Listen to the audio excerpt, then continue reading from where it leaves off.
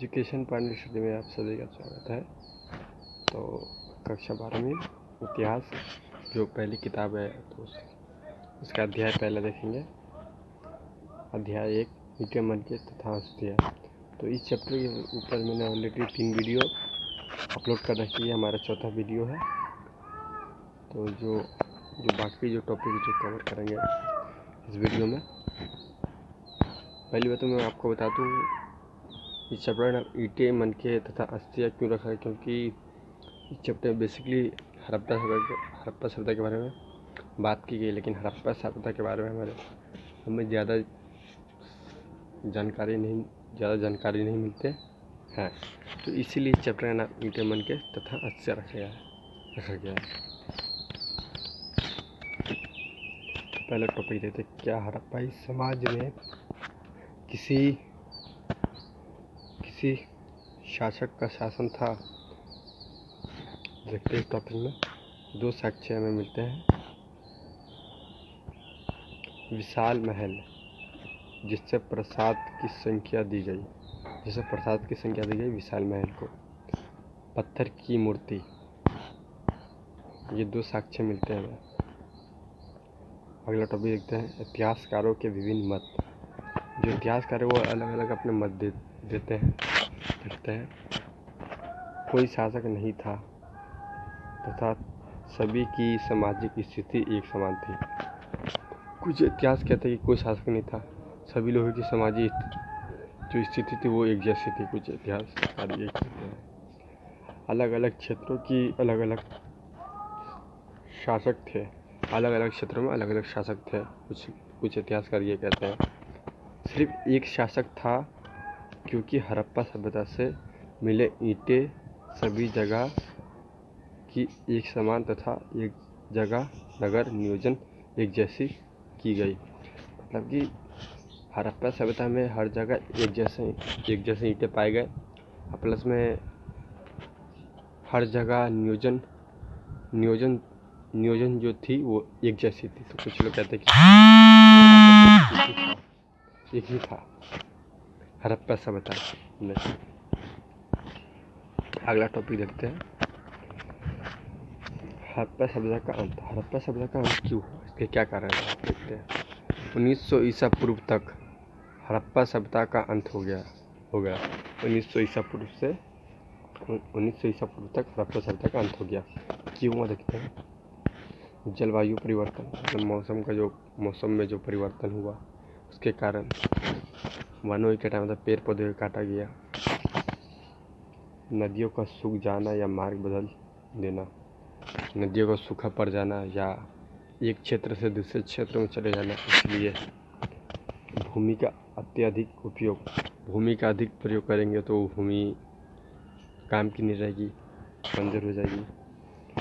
अत्यधिक बाढ़ आ जाना, क्योंकि ये नदी के साइड में तो बाढ़ का आ जाना। हड़प्पा सभ्यता जो थी वो नदी के पास थी। भूकंप का आना, विशिष्ट पुरावस्तुओं का समाप्त होना, जो विशिष्ट पुरावस्तु था उसका समाप्त हो जाना। लंबी दूरी वाले व्यापार तथा शिल्प विशेषज्ञता भी समाप्त हो गई, ये भी समाप्त हो गया। आवास निर्माण की तकनीकी का समाप्त होना, मतलब कि तजुर्बा की कमी। देखते अगला टॉपिक, हड़प्पा सभ्यता की खोज। हड़प्पा सभ्यता 1921 में खोज हुई दयाराम साहनी के द्वारा। इसे अन्य नाम से जाना जाता है, सिंधु घाटी की सभ्यता। मोहनजोदारो की सभ्यता खोज 1922 राखल दास बनर्जी द्वारा की गई। तो ये भी एक सभ्यता थी, मोहनजोदारो।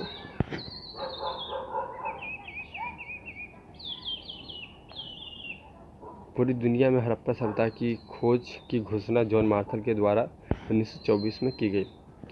1921 में दयाराम साहनी के द्वारा पूरे वर्ल्ड में खोज इसके बारे में घोषणा की गई जॉन मार्शल द्वारा 1924 में। अब एकदम कनिंघम, ये अगला टॉपिक है हमारा कनिंघम, जो कि एग्ज़ाम के पॉइंट ऑफ व्यू से इम्पोर्टेंट है। भारतीय पुरातत्व सर्वेक्षण के प्रथम जनरल डायरेक्टर थे कनिंघम। भारतीय पुरातत्व का जनक भी माना जाता है कनिंघम को। भारतीय इतिहास के बारे में जानकारी प्राप्त करने के लिए दो स्रोत का प्रयोग किया गया। तो भारतीय इतिहास के बारे में जो भी जानकारी उसको प्राप्त करने के लिए दो स्रोतों का प्रयोग किया गया। 4वीं से 7वीं सदी में आए चीनी बौद्ध तीर्थ यात्री के वृत्तांतों का प्रयोग, मतलब ये 4वीं से 7वीं सदी में जो भी यात्री आए उनके वृत्तांतों का प्रयोग किया गया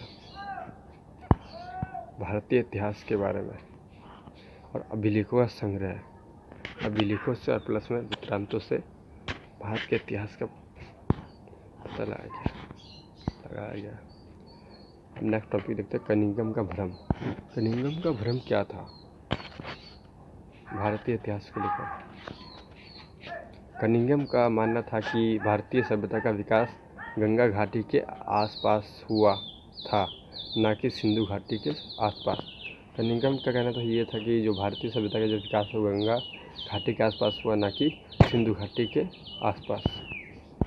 अब जॉन मार्शल ये भी एक पुरातात्विक इतिहासकार है। देखते हैं जॉन मार्शल। नेक्स्ट टॉपिक हमारा, भारतीय पुरातात्विक सर्वेक्षण के डायरेक्टर जनरल थे ये यूनान और क्रीट से कार्यों का अनुभव लाए थे। यूनान और क्रीट से कार्यों का अनुभव लाए थे कौन? John Marshall. तीसरा पॉइंट देखते हैं, भारत में कार्य करने वाले पहले पेशेवर पुरातात्विक थे जॉन मार्शल।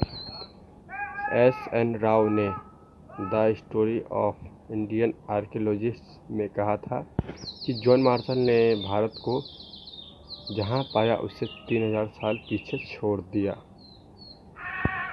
ये बात S.N. राव ने the story of Indian archaeologist में कहा था कि जॉन मार्शल ने भारत को जहां पाया उससे 3000 साल पीछे छोड़ दिया। तो इसी के साथ ये वीडियो ख़त्म होता है। ये इस चैप्टर का चौथा पार्ट था। अगली वीडियो में 5वें पार्ट में चैप्टर आपका कवर हो जाएगा पूरा। तो thank you for this watching my video.